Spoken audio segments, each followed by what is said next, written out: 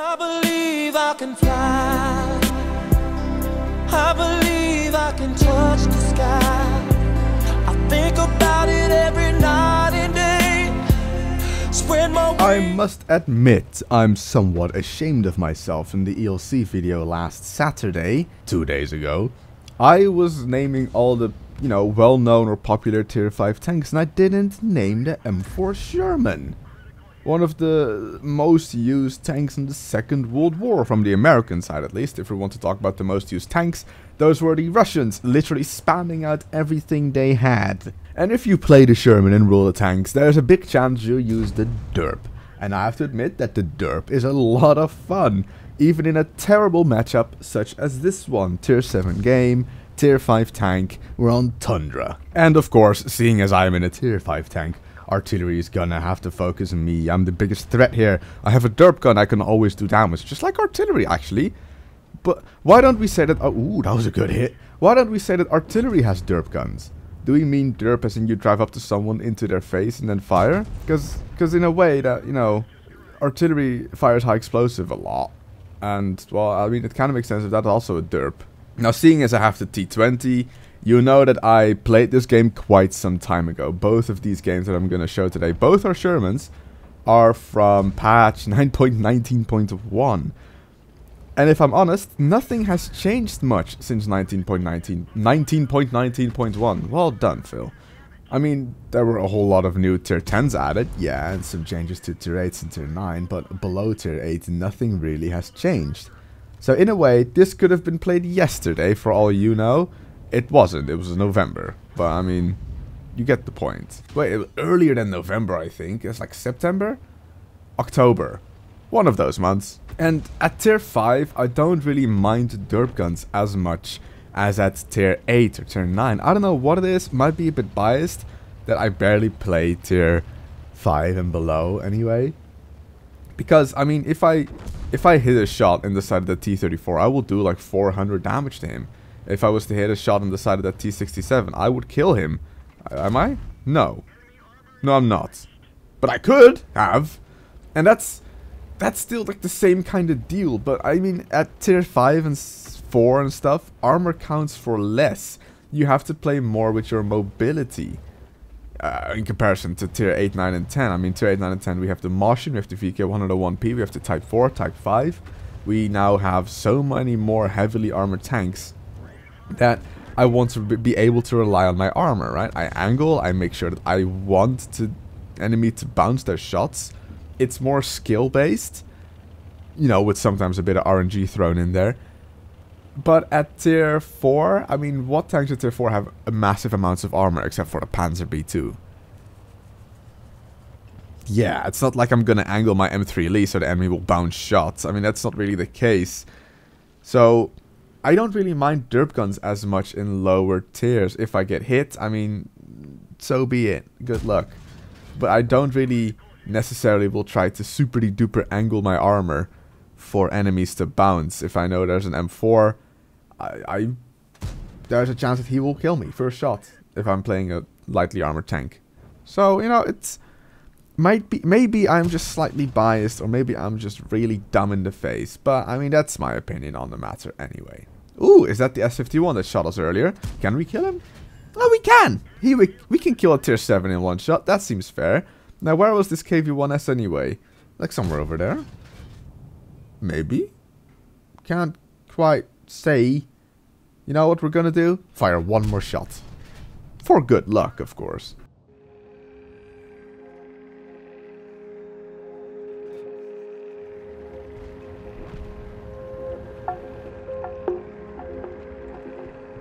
Fact. Last game, the top damage dealer on the enemy team was the M44 artillery. Fact. Last game, the S51's only damage was that one shot on me that he missed. Fact. People can suffer from a psychological disorder called boanthropy that makes them believe that they are a cow, and they will try to live their life as a cow. Do not drink their milk, for it is not cow milk. Trust me. It is not. Fiction. This is the M4A3E2 Jumbo fighting other tanks in a 15 versus 15 battle. However, Fact! This is the M4A3E2 Sherman Jumbo, played on Mountain Pass. It's a tier 6 tank in a tier 6 matchup, so we're actually moved up in the world. However, we are using the same gun. We're still using that fantastic 152mm high explosive throwing derp gun. And of course there's two tier 6 Shermans, the M4A3E2 Jumbo and the EZ8. The EZ8 is the faster of the one, has less armor, and yields the 76mm normal AP gun.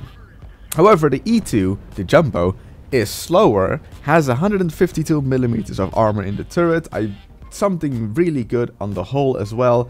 And the thing is, with the E2 is you use the stock turret, because that gives the armor, and you use the derp. I don't know why we use the derp on the E2. You just do. I haven't really ever thought of a good explanation why we use the derp gun on the Jumbo. Is it to just kind of differentiate the two tanks from each other? Is it because you don't really want to use the 76mm gun on a heavily armored? We just kind of turned the E2 into like the tier 6 type 4 heavy. Wow. That was a shocking revelation. No, it is, I think, because we have the ability to use a derp gun. And with derp guns, if you hit, you always do damage. And I've noticed the 76 doesn't really have that good penetration, especially in a tier 8 battle. Now, I'm not gonna lie, in a tier 8 battle, if I'm firing my high explosive gun at a VK101P, I will do precious little to said VK101P. However, what I can do is I can shoot his tracks and most likely track him for someone else to actually do damage. It hasn't happened a lot, if any, I can remember, but there's a possibility that I can. Now we're shooting the Cromwell, and fantastic news, backup has arrived. Terrible news, our backup is dead. We are now pretty much sandwiched between 4 tanks. The Cromwell, the Poodle, the T25, and another Cromwell on top of the hill. That is not good news, but I am in a E2. I have piles of armor, I have tons of high explosive, and I have a will to just shoot everything that even comes close to moving. Oh, and have I mentioned that we might need a bit of RNG to actually win this? This is not the RNG we want. The ARL V39 actually comes around and kills the Poodle. Fantastic news! So the thing about the derp gun on the E2 and the Sherman is that it also fires heat with 410, 350, a pretty big amount of damage. So if you hit, you will kill most things if they're not full health. This T25 has decided that he wants to come around and shoot us. With the luck of the Irish, we set him on fire, but he has a fire extinguisher. However, his reload, because he's using an autoloader, is not faster than our reload because we use a single shot derp gun. Surprisingly good reload on this tank. So if you are a fan of high explosive wielding tanks and water tanks that are not artillery, you have the Cruiser 2, I do believe, at a low tier that has a really, really good high explosive gun, which is actually a really good stats pattern. Like, it is a really powerful high explosive gun for its tier. Then you have the Shermans with their derp guns. Then, aber natürlich, you have the KV2. You cannot forget the KV2. There's the OI at tier 6. Tier 7 doesn't really have good derp guns. I mean, the Oni is what comes to mind, but the Oni is a terrible, huge, fat, shit tank. Then at tier 8 you have the OO, I mean, that's pretty much it. And then at tier 9 and tier 10 you have the type 4 and type 5 heavy. It's the Japanese, really, you want to play. From tier 6 upwards if you love your high explosive, fat, heavily armored tanks. I was gonna say the FE215B183, but that has been removed from the tech tree. You now get the Badger. Otherwise, you're gonna have to get the FE405 stage 2, which is a really big high explosive gun, but no armor.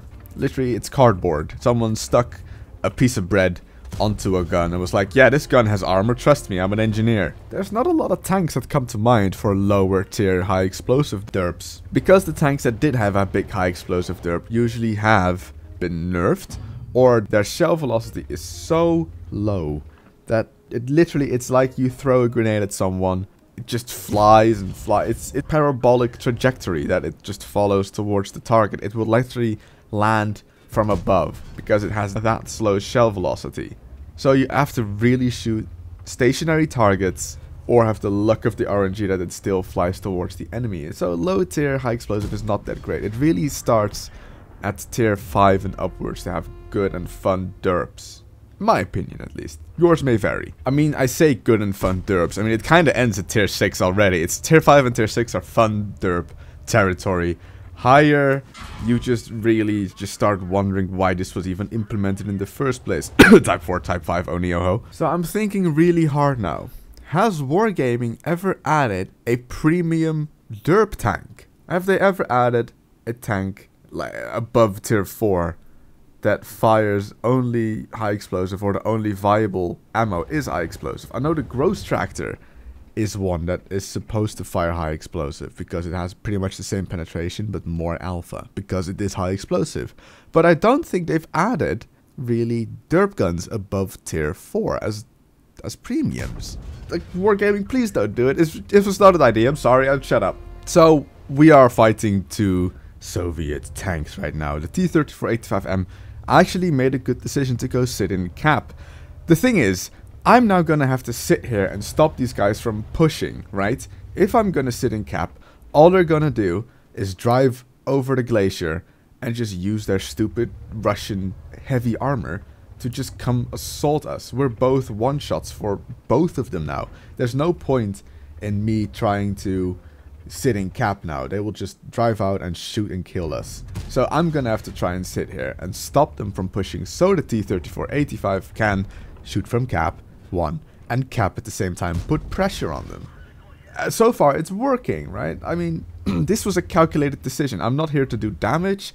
I'm literally here to stop this KV-2 from driving over and shooting us in the cap circle. I mean, by now it probably would have been a better decision for me to go to cap, but I'm kind of stuck here now. I can't really drive out because there's no cover. The KV-2 will just straight up kill me. So now I'm stuck here, even though my calculated decision before was to stop him from ever reaching the cap circle. And that is pretty much how this game is going to end. The T-34 is going to cap it out. I'm going to stop the KV-2 from reaching our cap circle to reset the T-34. And I do a bit of damage before the game ends. And this is pretty solid end to this game. It was a calculated decision that actually worked out for once. I mean, I like to make calculated decisions, but I'm really bad at math.